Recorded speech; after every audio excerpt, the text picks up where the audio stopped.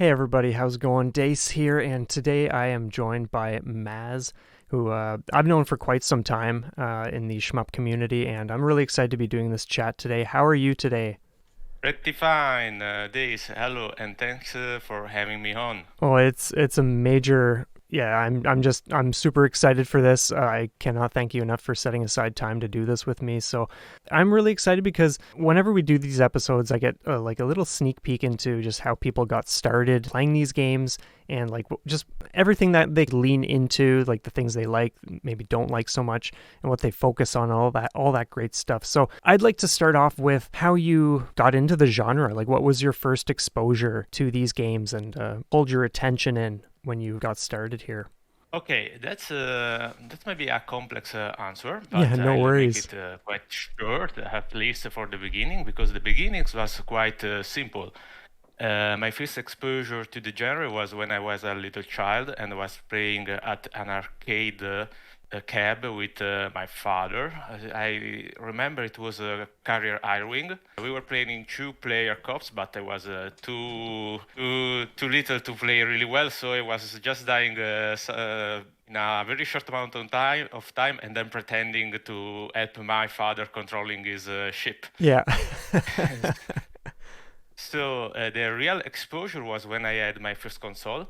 It was a Mega Drive, and I had a STG that was Airbuster slash Aeroblaster, a Nori from Kaneko, and I just played a lot of it, and I liked it very much. Hmm. Then I had a period where I started to get more of a Nintendo fanboy. So Nintendo are not exactly STG powerhouses, No. and so during the years, I lost this passion. Even if I occasionally played Striker 1945 on arcades cab that were where I live. There are no arcade center, of course, Hmm. but there were occasional cabs in bars, and I liked that game a lot. Fast forward to 2017, I brought a Switch, and Switch began rapidly flooding with STG releases. Yeah. And I get hooked by seeing Striker 1945 being released on the Switch, and also by Danmaku Unlimited 3. So that was where I kind of really get back into STG. But what really got me back into STG was the internet, or to be more specific, YouTube. And Hmm. let me try explain about this because revamping my STG passion. The first thing I did was playing those two games. The second thing I did is going into the internet and starting to search about the best games in the genre. And of course, I got the usual names like Dodonpachi, Ikaruga, Mushihime-sama. Hmm. And so I went on YouTube to watch the gameplays. And I stumbled across the famous Ikaruga replay from Sasuisai. It's a splendid 35.7 million run. And it was like St. Paul on the road to Damascus. Yeah. It was just fulgurating because I kinda of played a little bit of Ikaruga at a friend's house, but we were just not getting past stage 4 even with credit feeding. Hmm. And then I watched this replay and I was just blown away. There was so much difference between a casual play of Ikaruga and a super play of Ikaruga that I even questioning if what I was watching was can still be defined as gaming. It was really an eye opener on how much deep the genre can be. Even if I have had not the means at the time of really comprehending this, but something clicked with me, and so I started not only to play more SCG, but I started to play Karuga. And then I got in the spider web, and so I started to play Ikaruga more and more, and here we go, here we now. Yeah.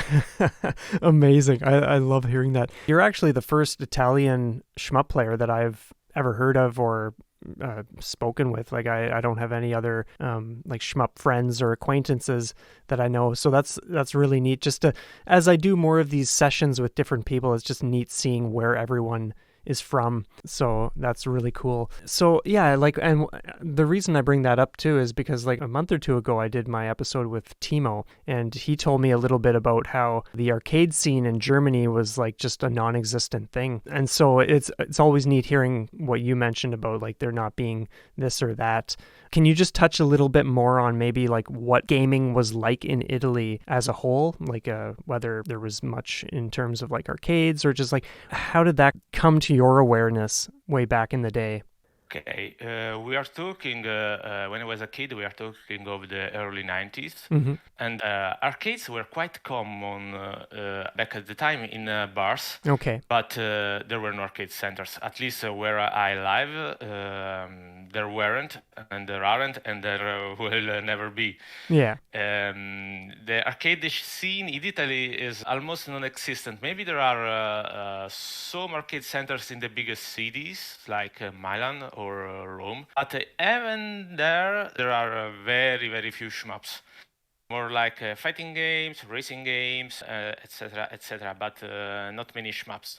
Yeah. So basically, the gaming scene in Italy is on console gaming. Gotcha. Well, yeah, thanks for that. I realized that kind of like interjected into what we were talking about before, but I did want to like include a little bit of that. So let's get back to one of the other questions I'm really curious to see. And it's kind of obvious for anyone who knows what you do these days, but how has your taste in gaming shifted? Because like I know for myself, the more I get into shmups, it's not that I don't play other games, but I find myself playing less and less of everything else and just more in the shmup genre. Yeah, so feel free to talk a little bit about that. Like, was it for you like a matter of just genuinely not really wanting to play other things, or like what did that look like for you? Okay, for my shifts in gaming, I would say that when I had a Sega console, I just played a lot of Street of Rage and Airbuster. That were my favorite game along with FIFA. And when I had Nintendo consoles, I played a lot of Nintendo games with a focus on Super Mario, Mario Kart, Zelda, Star Fox. Yes, that's a race shooter I really loved, Star Fox 64. And I played also a bit of online games like simulators, airwar simulators like I'll choose Surmovic. More recently, I played another online multiplayer by the name of World of Tanks. But those were really, how much can I say? There was just another period of time. When I started getting back into STG, it was quite of a really, really gradual thing. I first started by trying to 1cc. I remember my first clear score goals, shmupping goals, were to clear Maku Unlimited 3 on Novice and Striker 1945 on Monkey. Nice. And I needed a lot of time to do that. Yeah. It was started really from scratch, and it was really hard. Then I watched, as I already mentioned it, I watched the Ikaruga replay. So I bought Ikaruga, and my first goal with it was to clear easy mode, which I did. I think it was in about 3 to 4 weeks. It was, we are talking of no scoring, playing survival, but it was pretty sucks because even at easy, the game is not easy, especially for a newcomer like I was. Absolutely. Then I kind of perceived that the jump for normal was a little bit too much of a overextend, and I decided to play other games. But ironically enough, I started with R-Type, and that was a really formative experience because the game is more straightforward in what it requires you to do. Also because you either do what the game wants or you cannot survive. So I think in 2 months, almost 3 months, I cleared both R-Type and R-Type 2 in the R-Type dimension on Switch, if I remember well. Then I started playing a little bit other shmups like Darius Gaiden, which I cleared, Zero Ranger, which I played but not properly cleared, and then I got back to Ikaruga, arcade normal mode. Nice. And so one thing that I've actually never known about you is what kind of controller do you play on? Actually, I'm playing with a gamepad, to be more specific, Ori Fighting Commander 4. I tried to play also on stick. In fact, I got most of those early clears on stick, but ultimately ended returning to Gamepad because I just played it with gamepad all my life, so I felt and still feel more comfortable with the classic cross D-pad. Yeah, I've really come over the last few years. I've really come to appreciate the D-pad. For the longest time, like I would just use the stick on the Pro controller, but when that started having like drift issues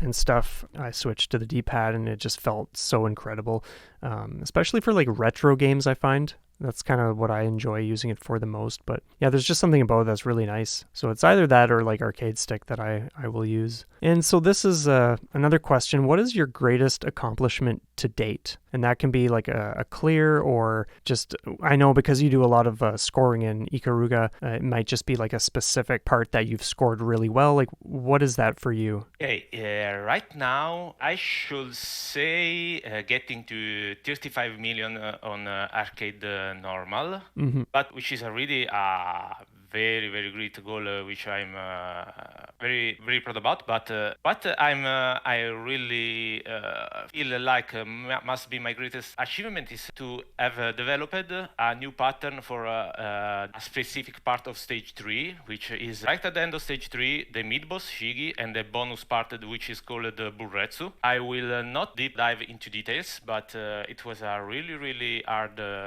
stuff. Yeah. To do, and they required a lot of study of the game.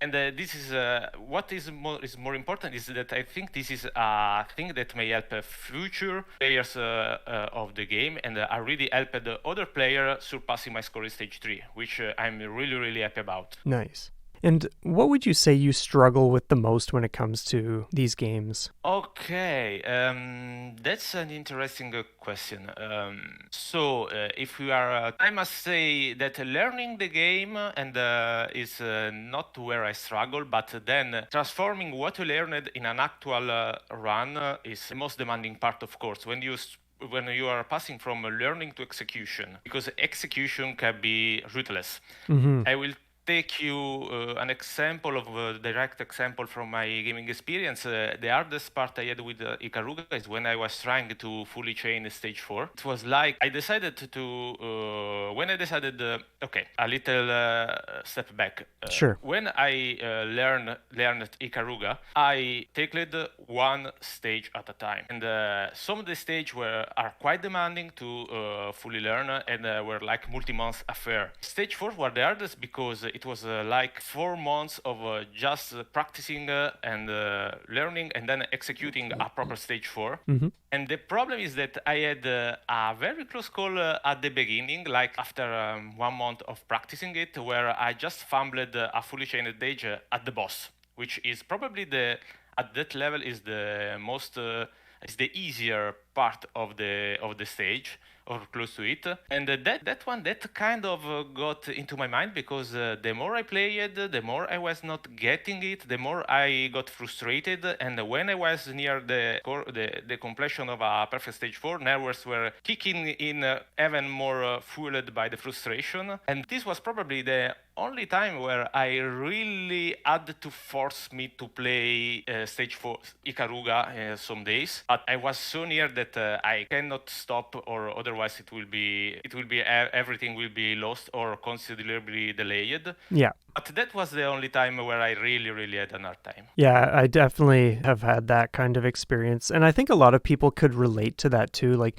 maybe not with something specific like scoring related stuff, but just in more of a general sense, that state where you've been playing a game for what feels like a long time and you know you're so close. It's just about pushing through that last little bit and you know it's going to be one of the next few runs, or it feels like that, but like you just keep losing to the final boss or the TLB or whatever, and you're just kind of like, oh man, I want to clear this. Like I'm so close. I don't want to stop now because then everything is for nothing. But yeah, it can be challenging. Okay, so there are a few questions I'll skip over because we have already covered that in what's been talked about, and then we can actually soon get to the main topic. So what are your, and this might even be something you want to tackle more in the topic, but here's one of the questions. What are your current goals? Okay, my current goal is to get 36 million clear on Ikaruga. Mm-hmm. which is to make a bit of context on it. It's a really, really hard goal. I'm not even totally sure I can even do it in the end because when you are striving for a so important goal, it means that you have to execute your patterns, your routes close to perfection. Mm-hmm. And I think like that, not you have not only just to grind for it, but I think like that should just happen at one point. I don't know if I am clear about it or if I have to explain it more. But those things, those kind of goals are so hard that you have to grind for it. But luck must be a little bit on your side. Let's say so. Yeah, I can understand what you mean. Like, there are some things, just for example, I think it was last year when I was playing Gunnail, or maybe the year before that, I don't recall. But one of the things I wanted to do was do like a complete no miss of Gunnail. And so that normally when people play that game, they'll do the whole like shield losing tactic. So right from the start of the game, you're losing your shields and Yeah, you're yeah, I getting these, remember. yeah, and you're getting these wild scores and stuff. And I had more fun just playing Gunnail without doing that. So I would, like, I think maybe my first one or two clears, I used that strategy. But after that, I just realized, you know what? It's way more fun not doing that and just playing the game like that didn't exist. And so as I did more and more clears, I got to thinking like, man, I know the game well enough. Like, I know each level down to a science, and I really want to do a no miss. And it was one of those things where I wasn't recording at the time, but I was doing like daily runs to see if I could get this no miss. And there was one day where I was just hanging out with my daughter while Autumn was in the other room working on some stuff. She needed some quiet time. And so I was playing it, and just out of nowhere, it just happened. And I was like, well, I would have loved to be recording that, but it's just one of those times where like sometimes it just comes out when you least expect it. And a huge part of that is because of all the practice and everything that you've put in leading up to that moment. Yes, I see that. You know this. Sometimes the things we strive for a long time just happens when you least expect it. Probably because maybe you are just okay. Let's sneak like 50 minutes of practice now, just to keep muscle memory trained, and it just happened because you are not maybe not expecting it. So nerve controls is better, and you just do it out of the blue. Yeah, exactly. So here's the last question on my list. What advice would you have for those just jumping into shmups for the first time? Okay, the first question, the first advice I would give is probably the most obvious one, but maybe at times is not the so obvious. Is try a lot of games so you can find a game you like. Don't give too much credit to other people, to what other people may say to you or you might read on internet sites. Just play it, try it, and when you find a game that you like, just play it. The second advice is to do not get scared about scoring.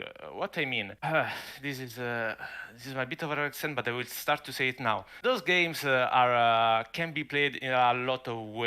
Of course, you can clear them, which is a really a great accomplishment, of course. But if you really like a game, try to start scoring because you may find a whole new world behind it. Yeah, amazing. It's interesting because for myself, just in a general sense, I've never really been much for score. Like, I'm certainly not opposed to scoring, but I find that it's not something I really go for. But when I think about my favorite games, like Rolling Gunner on expert mode, for instance, like, the game is just so good that you just want to score. You just want to soak up as much as you possibly can. And I think when people view shmups as something you have to score in, like, let's say they're coming to shmups for the first time and they're seeing people like just saying like, oh, it's about like getting a really high score and stuff like that.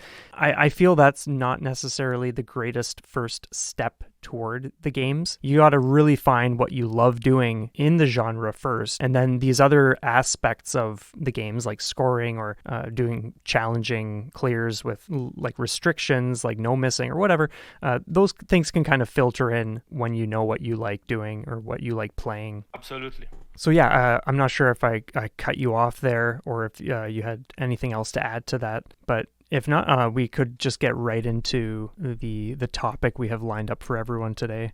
Yeah, of course. Let's go. Okay, so the first few things we're going to be getting into is what has made your experience different than other players. And I know we had just touched on like getting into some of the low periods tied to your playing Ikaruga for so long and your ultimate goals and that kind of stuff. And then we're going to be getting into like exploring the practice method and just explore that topic, why repetition, analysis, practice, and becoming intimate with the game is just so powerful and so essential. So why don't you start us off with what makes your experience different? Okay, I should say this. I will start from my background because I played the classical piano for a lot of years, and that implies that to some extent I am kind of trained to learn a complex motor-neuronal scheme by myself. Mm-hmm. And I will say another thing that I will not delve into the details, but I do a scientific job, and so it is the scientific method of understanding things is I'm really accustomed to. So what this means for shmups is that basically ultimately found extremely interesting. I will not say more interesting than actively playing because this should not be true, but extremely interesting to analyze the game. Mm-hmm. Once I found it interesting, I really found really fun and interesting to analyze the game, how the game works, what moments you have to do, how you have to do, the timings, and everything like that.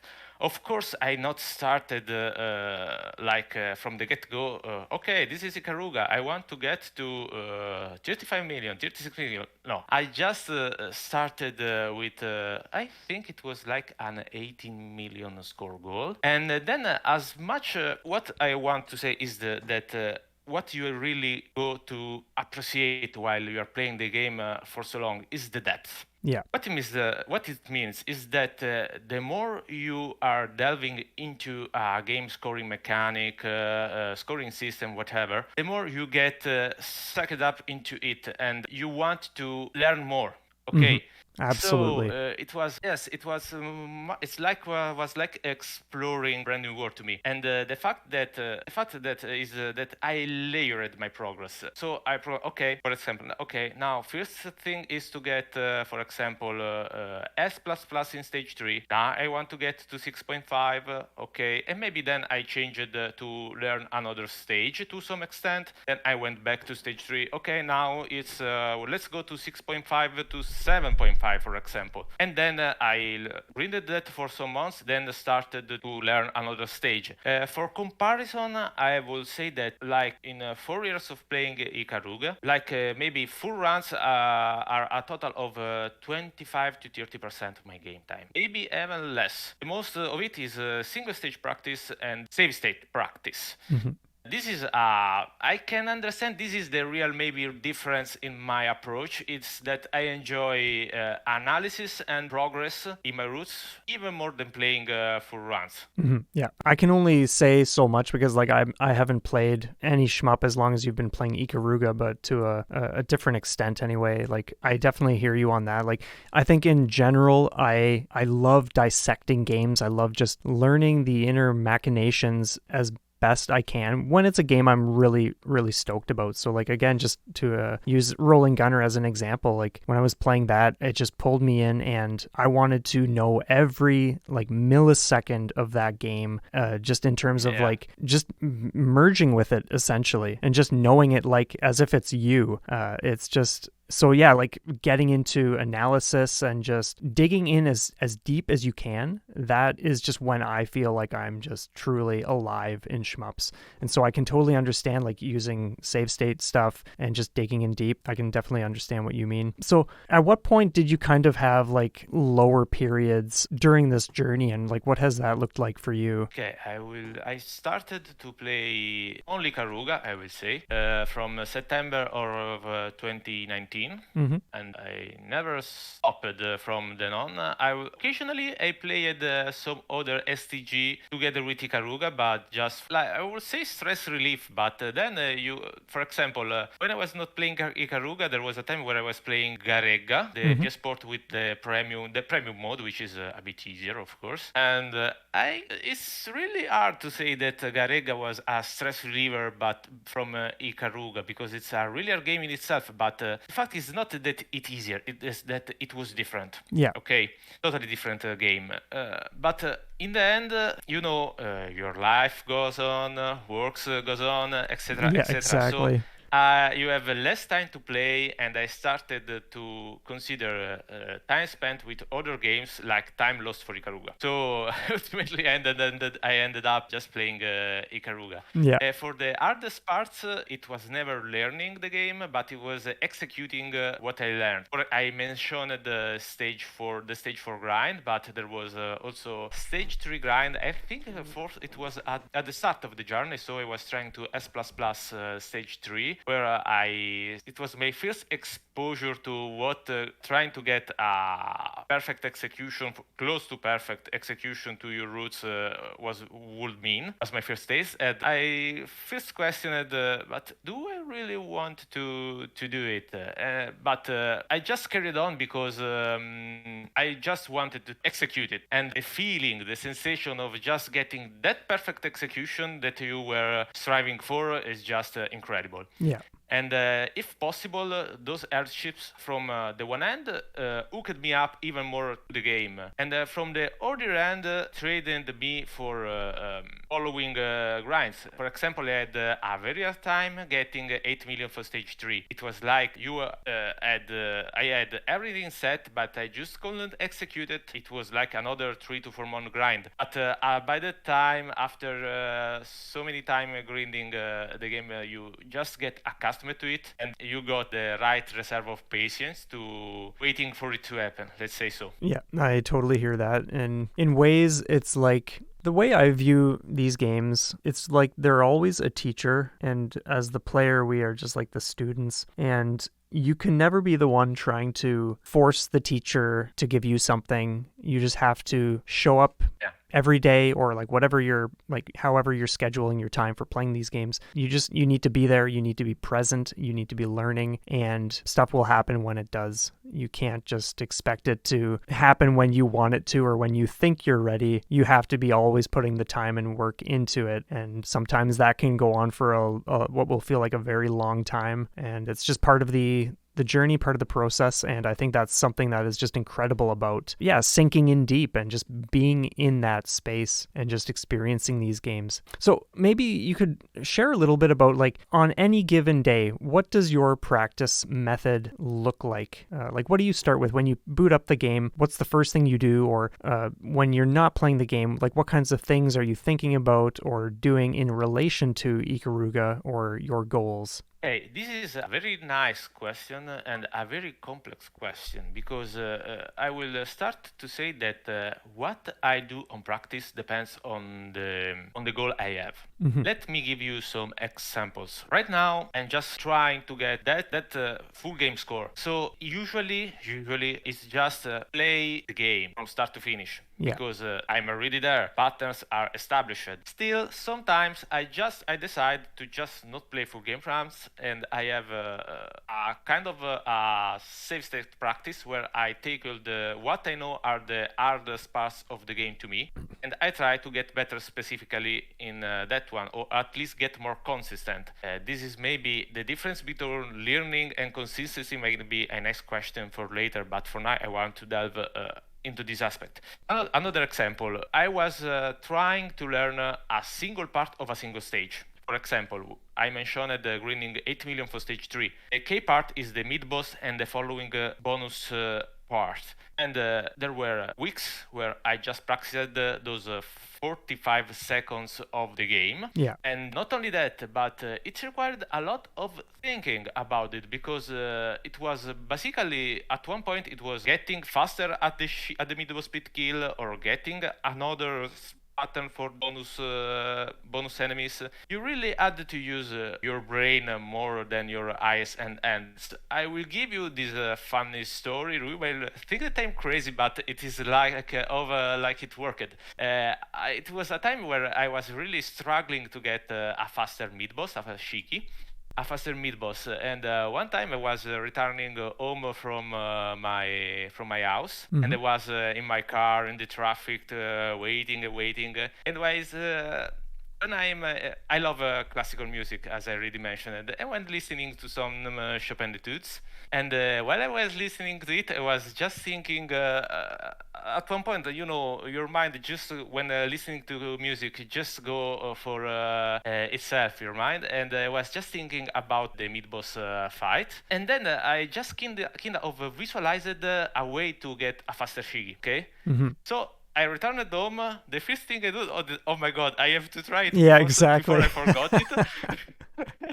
And the funny thing is that it was like in 10 minutes, I did it. Yeah. Just like I imagined it.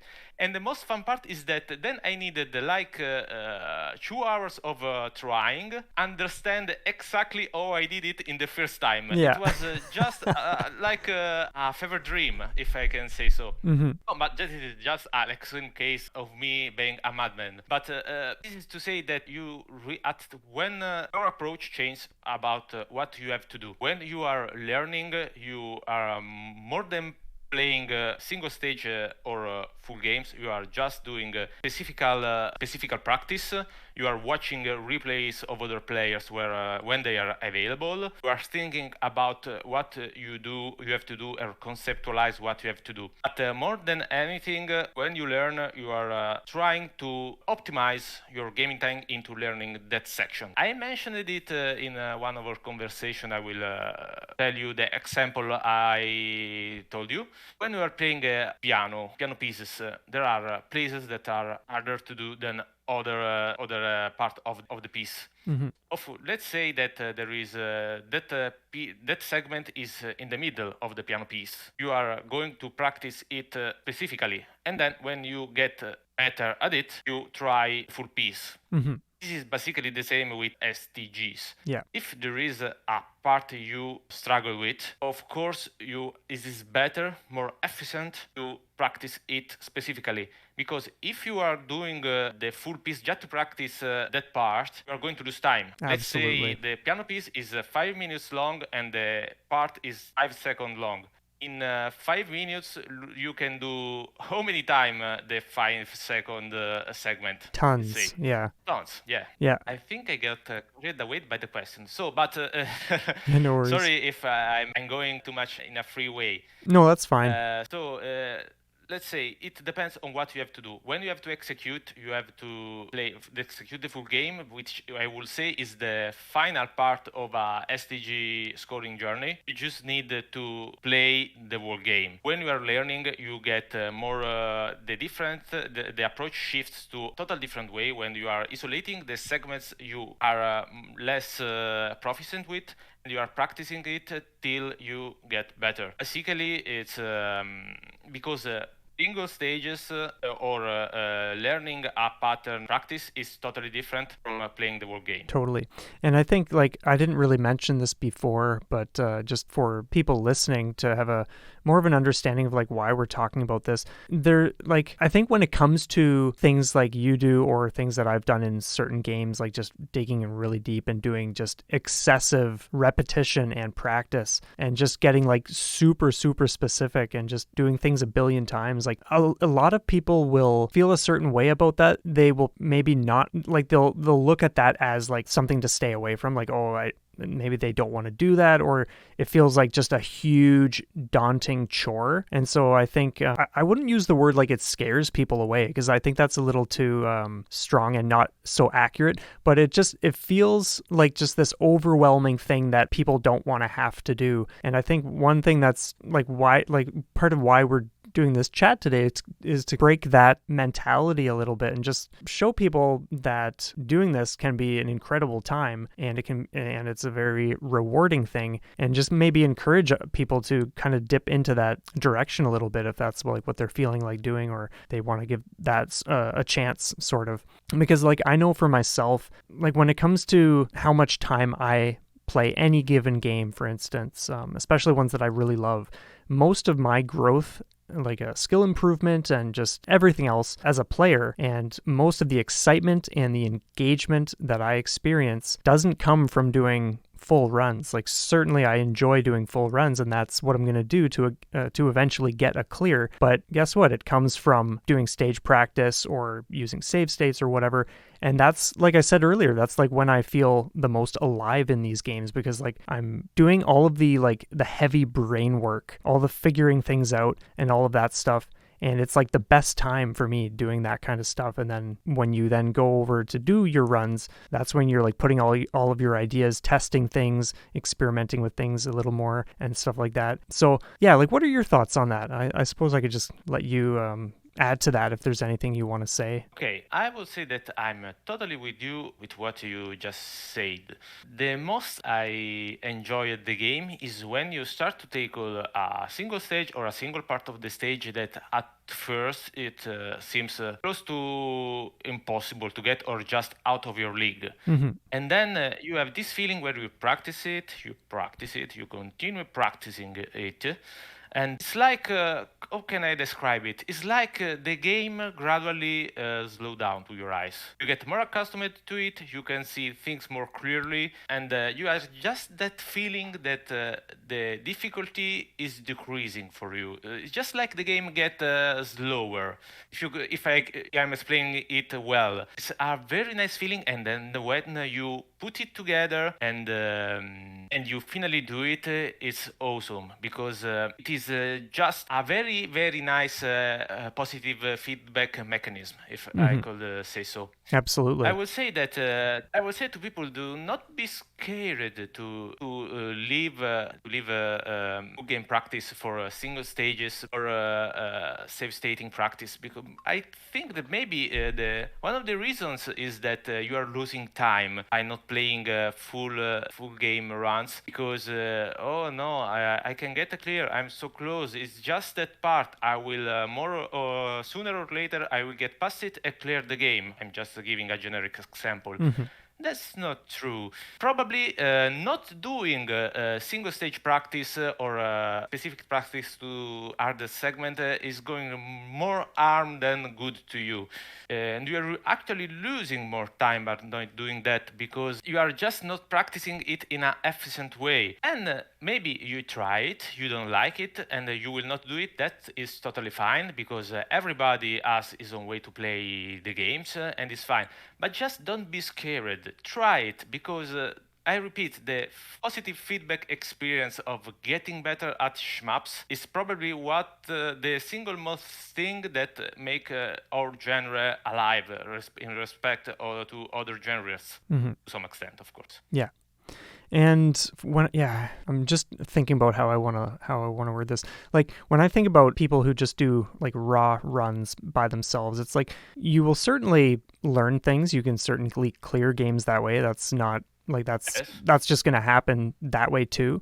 But I think when it comes to sinking in deeply, there are countless things that will never surface, and that leads to missed opportunities to tap into deeper aspects the game has to share with us. Again, like being in a single game for an extended period, or just putting time into playing the same thing over and over again, like just a single stage or a single part of a stage, is not going to, like, it's going to rub some people a certain way. But I think when we put ourselves into that state, we get to, like, it's just incredible to me, because like we get to appreciate more.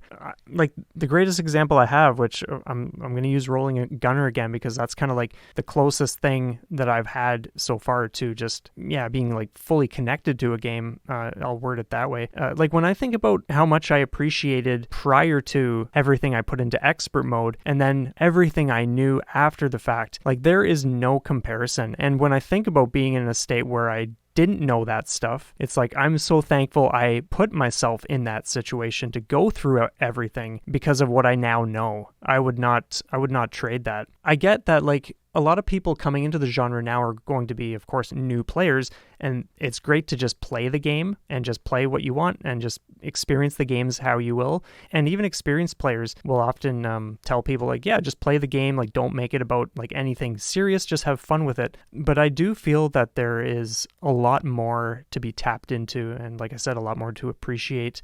And there's certainly a difference between simply playing the game and those who want to experience the game. And there's, just to touch on the idea of in-depth, repetitive stuff, like stage practice and all that, I have noticed a trend where people who are opposed to stage practice or using training modes, for instance, I've always noticed that there's some kind of like resistance to various aspects of the genre. And I feel that does more harm than anything. And it certainly gets in the way of experiencing the game as fully as they could. And that's another reason why I feel it's important to talk about these things, because experiencing the game, in my opinion, will always be superior to just playing the games. And so what are your thoughts on that?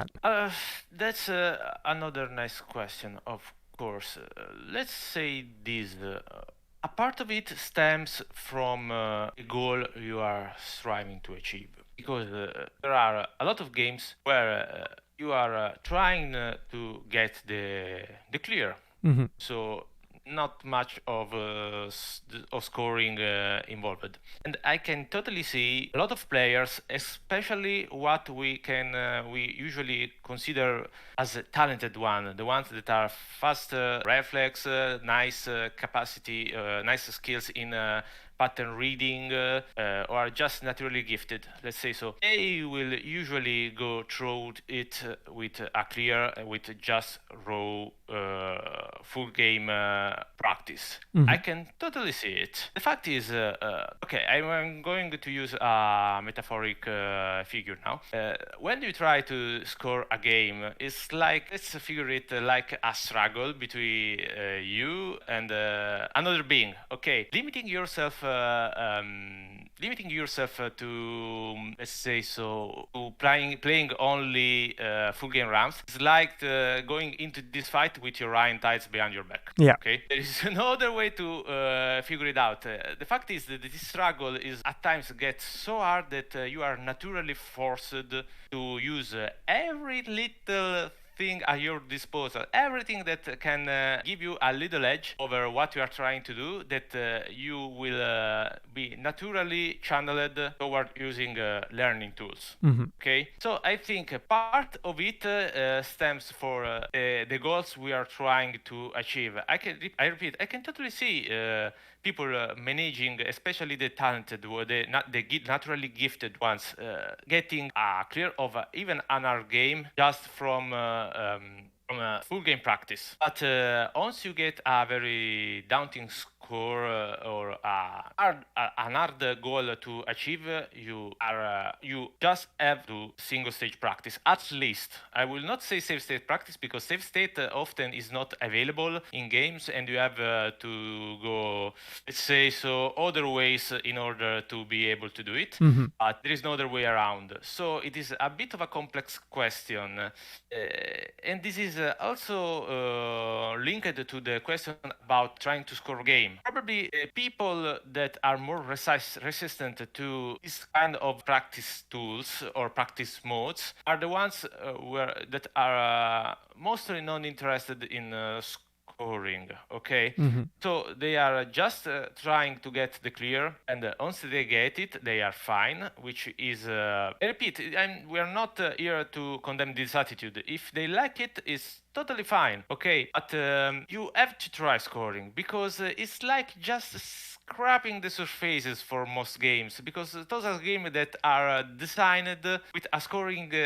system designed for them. It's like reading just the premise of a book sometimes, Mm-hmm.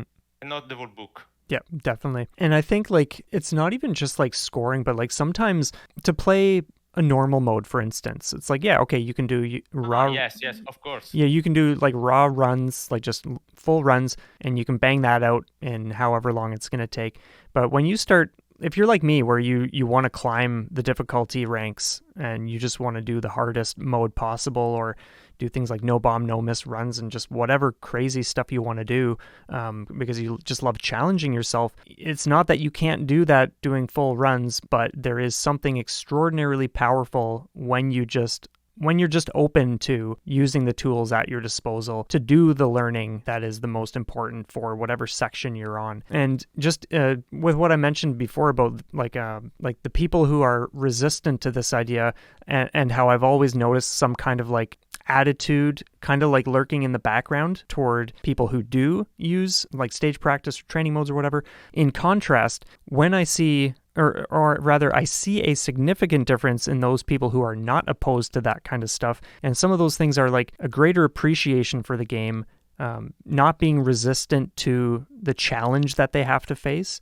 They're just more positive toward themselves. They're more positive toward their time invested and the game itself. And so when I look at the types of things that those people are doing in games, it's very different from the types of things people are doing, or the types of clears, or the quality of the gameplay, like the execution and performance and whatnot, coming from the people who are kind of like hanging on to all of that resistance. And so it's one of those things where like it's not my place to judge anyone's experience or to really question it, but there is something inside me that says like, well, if there's all this resistance to the games you're playing, are you having fun? Like, why are you playing these games? Like, is it really serving you? Is it really helping you to be resistant to this? If it's kind of just creating this negative attachment, and I don't feel that's necessarily the healthiest place to be. The fact is, of course, we are not just saying that whatever game you will play, you have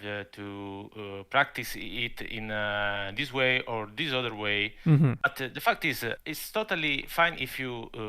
I can understand people playing a game, they don't like it, but they just will want to clear it. I repeat, it's a thing that can happen. It's fine, and of course, they will not really love to play single parts of the game because they really did not like the game. But really, if you find like the first advice we gave in the interview, when you find a game that you really like, try to delve into it, because you will like the game even more, maybe. Oh yeah, that's like guaranteed. That, like, or at least in my own experience, every single time I have, like, sure, I like a lot of games, but every time I love a game, like, I just getting into it so deep and doing hundreds of stage 1s or stage 2s or whatever the case is, that's just so blissful to me. Like, there's no part of me that thinks it's a chore or that it feels like a waste of time. I love sitting down to do that kind of work. There's just something really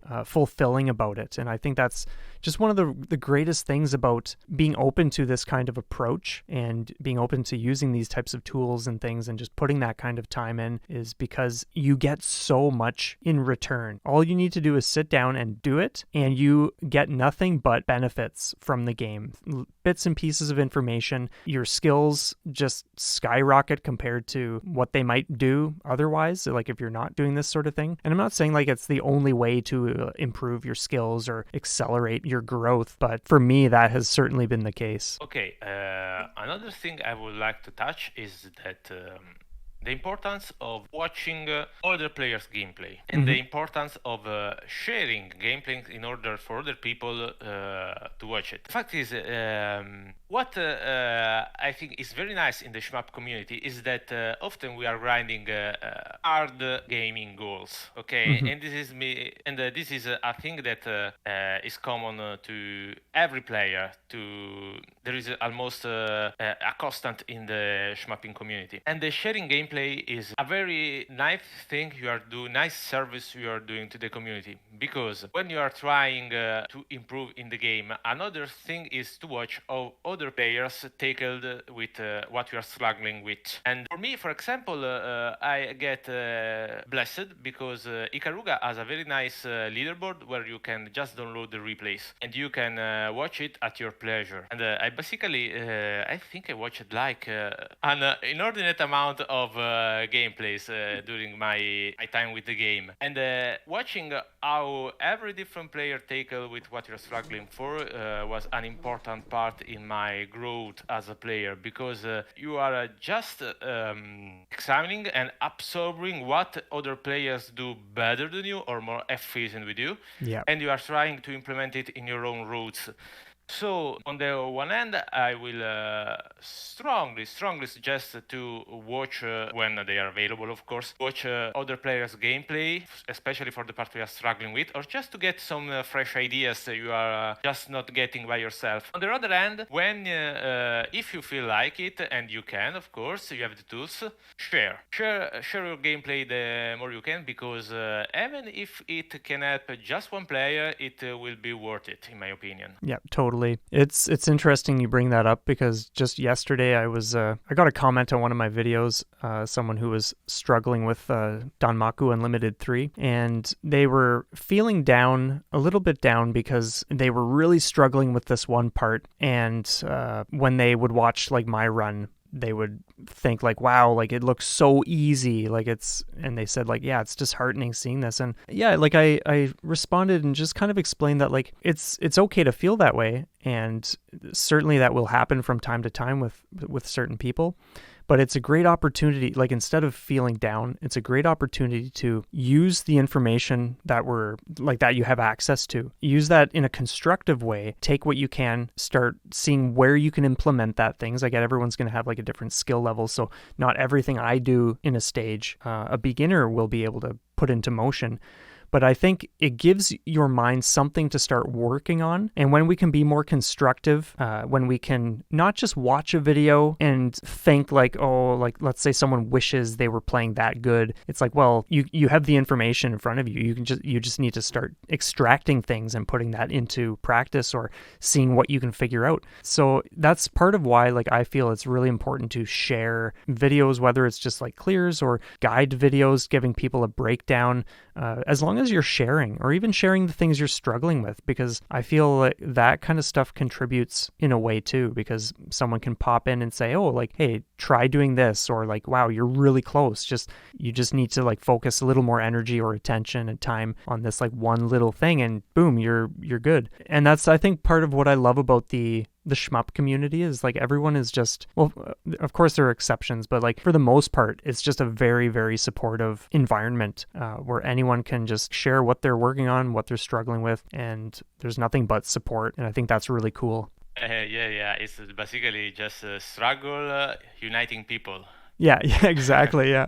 I will say another thing that you just brought to my mind with your answer is another very important thing. I think this may be part of some of the resistance in delving into games more from some players, is the relation you should have with your own failure.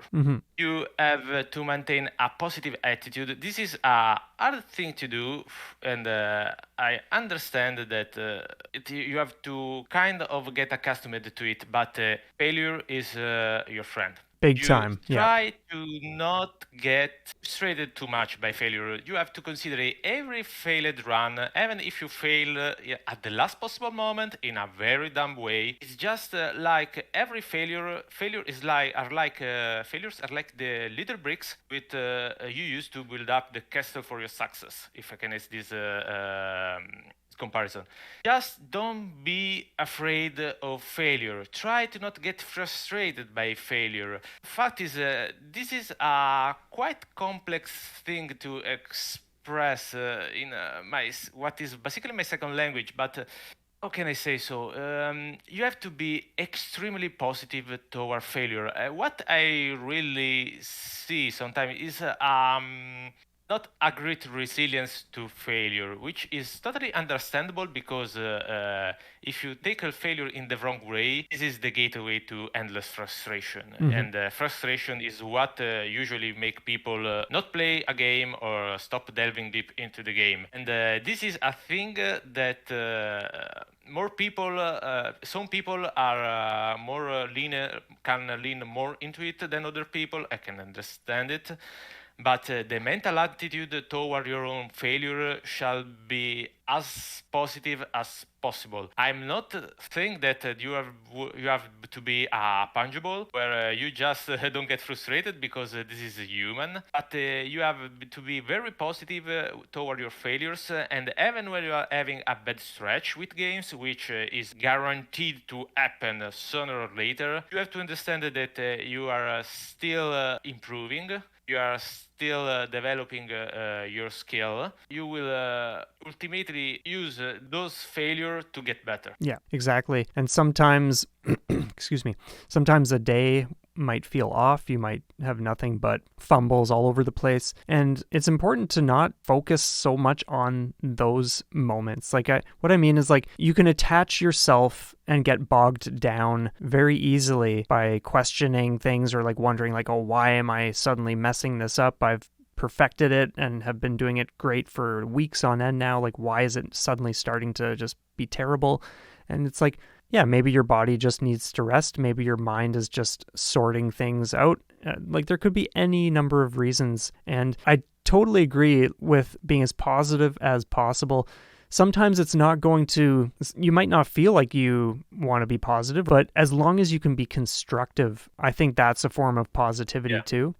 Like, even if, let's say you have a brutal day where nothing goes according to plan, if you can at least extract one small victory or one thing that you learned from that whole day, that's still improvement and that's still progress. That's still something to celebrate. Oh, yeah. For example, I used to stream my gameplay from time to time, and you can totally see there were some sessions where it's like stage 1 recital for like 30 to 40 minutes. Yeah. Okay, that can happen. It's totally fine. There are days where we will be better than other days because basically nobody does mapping for a living. So we have our life, our work. We can be start to play are really tired, or just we are really thinking about things that happen in real life. So it's impossible to be 100% proficient every day. Yeah, exactly. We're almost at the end of this list of things, so I'm just give me a minute while I just skim over this. Unless there was something you wanted to add to that, because that's fine too. I think we touched everything we set up to discuss about. I'm not finding. I don't think we leave any hole behind. Yeah, I think we are pretty much good there. Yeah, so like, are there any other closing thoughts, not necessarily about the topic, but just in general, anything you would want to say before we wrap this up?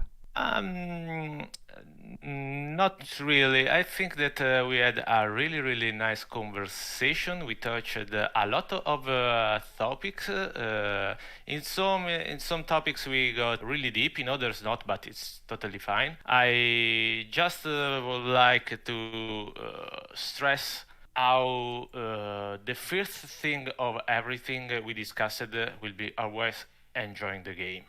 Definitely. Everything must serve this only purpose. If you're doing anything that you are just not enjoying, forget everything we said and just search another game. Because, as you already said, delving deep into a game is serving your own very enjoyment of the game. Because you are getting better at the game, you install a positive feedback mechanism that will lead you to playing the game more, enjoying it more, and as a very important thing, getting to your score goals even faster and more enjoyable way. So the fact is that I have a very peculiar experience for a game. You mentioned it in one of the first questions, what is different in my experience than the usual experience. And we left the elephant in the room out of the equation, which is what is really different is probably playing a single game for so long. Okay, I think this is probably an extreme of the spectrum, of course, but we are not saying that you must play a game for years. Yeah, exactly. But we are, yeah, of course. What this is probably another whole new field, where there are other rules. Okay, there are other things to take into account, but what we are saying is try to where I was talking about horizontality of a developing skill versus verticality. Try not only to go to develop your skill horizontally when you just play a game and from start to finish, and you will slowly get there to where you want to go. But really, there is a probably untried way to enjoy the game that awaits you when you just easily tackle the segments you struggle more in a more structured way, and you are just doing you are developing your skill vertically, as I must explain, delving it apart and getting specifically better at it by understanding it, practicing it alone, watching what to do, and the other stuff we just discussed about. Yeah, absolutely. And yeah, I love it because yeah, it's never about people needing to play like yeah, like the message is not like, oh, you have to play hours per day, you have to play this game for 6 months straight or like whatever. It's just that like there's so much to tap into that if you love a game, give it the opportunity, like yeah, like give yourself the opportunity to explore it on a deeper level and just see what happens. I encourage everyone to just dissolve whatever resistance you may have to just pushing yourself deeper into the experience, deeper into what the game has to offer. So yeah, I think that's probably a great place to leave off. I cannot thank you enough, Maz, for being here today. I really appreciate this. We had a few delays where we thought we would record and then it needed to be pushed back, but I'm really glad today worked out. It's early morning for me, and I'm thankful it's been quiet without a crying baby upstairs. So this was a perfect time to do it. So yeah, thank you so much. I had a blast doing this chat, and I'm trusting everyone who has listened today has really enjoyed this as well.